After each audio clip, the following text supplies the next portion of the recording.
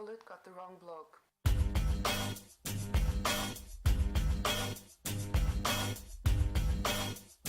I mean, Whedon knew for a fact that okay, because it's comic, it's Avengers, but it's more realistic Avengers. Yeah. It's more of a military type of version, and that's what they do here as well.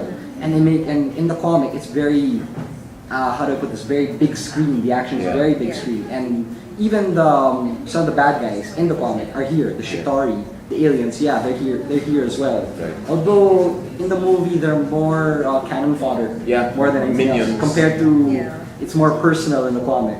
Yeah. But everything's here. The elements of so we're gonna get a bit geeky here.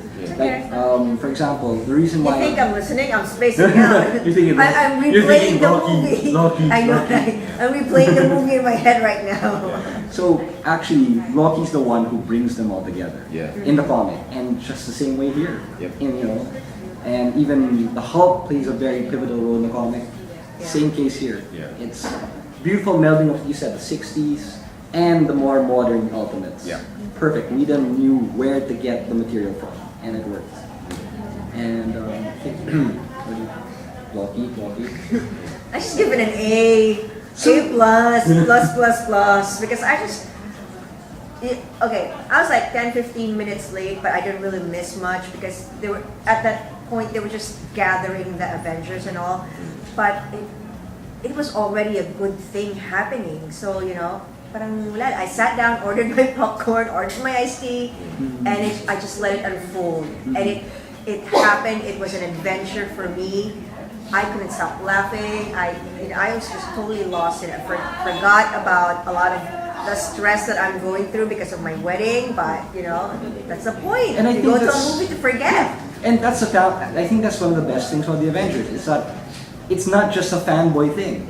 It's for people who are fairly, non-comic aficionados Exactly. that get into me, it. Exactly, like you. Although I did grow up with the Avengers, I know about all these characters, right? But I was a Barbie girl, But my brothers, my uncles, they would all have these comics, and once in a while I'd browse through them. I'd sort of get the stories and stuff, but I never really dwelled on their stories or their what was going on in the comics. I knew about them, but in this case, the movie didn't alienate you from all the other comic geeks. So that was a good thing. I enjoyed that. Yeah, and I guess it also helped that you watch the original, the other stuff. Well, yeah, you helps. better because at least you go through the backgrounds and what happened before, so you kind of get an understanding what they're going through. And with any Avengers story, the best roster of the Avengers has to feature their big three. Yeah. Which is Cap, Thor, and Iron Iron Man. Man. Those are the essential big three. Yeah. So here they did a lot of interaction between the three of them, or two of them at a time, or Yeah. all three at the same time. Right. And that's pivotal. Yeah, For I me, think that's that is key. so pivotal. That is key. Because Big three is key. if in DC and the Justice League, it's Superman, Batman, and Wonder Woman. In Here Marvel, it's- it's always these Yeah, three. it's always these three. And that helps. And at the same time, I love how all the prior movies really culminate here. Everything that happened in Iron Man 2, Thor, Captain America, and even Hulk, it all falls into place right here. Yeah. And he does it in such a way that it doesn't seem like exposition. It doesn't feel boring. And you think, oh, okay, that's how it falls there. Yeah. And he does a lot of really great twists here. Right. There was one twist I just didn't see coming. I mean, I don't want to spoil it for Yeah, anyone. no spoilers. Just a pivotal character. Is that the part That's where? smoked. Is that the part where I'm like, but I really like that guy. Exactly. And I really thought he was gonna stick around. Yeah. And I don't know. I have a feeling though that this character he's being introduced just now in the comics. So I don't know if we'll see that's the last we'll see of him. Comics universe is separate from the movie universe. Exactly. But there were like mentions of an LMD. I don't want to go into detail. Yeah, the LMD. Yeah, we all could be know there. that. Yeah. Right? And if you excuse me, I'm just gonna geek out a bit. Little minor spoilers at this point. Okay, if you guys basically you want to know we loved it, I give it an A. Yep. Plus. But from here on out, I'm gonna be doing some spoilers. Right. And my God, that helicarrier. Yeah. Wow. Yeah. That that freaking The turn into a aircraft disco carrier. ball. Yeah. Just the sad part about the helicarrier is my complaint about the Enterprise films in in the pre J.J. Abrams Star Trek movies, Okay. which is that they introduce a new Enterprise all the time, which ends up crashing all the time. Mm-hmm. And that always bugs me because, come on, you get me so geeked up. Why are you gonna crash it? Yeah. So that was my annoyance at some point. I'm like, so impressive. But, I know, right? Yeah. Parang you guys couldn't figure out how to cover that thing. Yeah, yeah.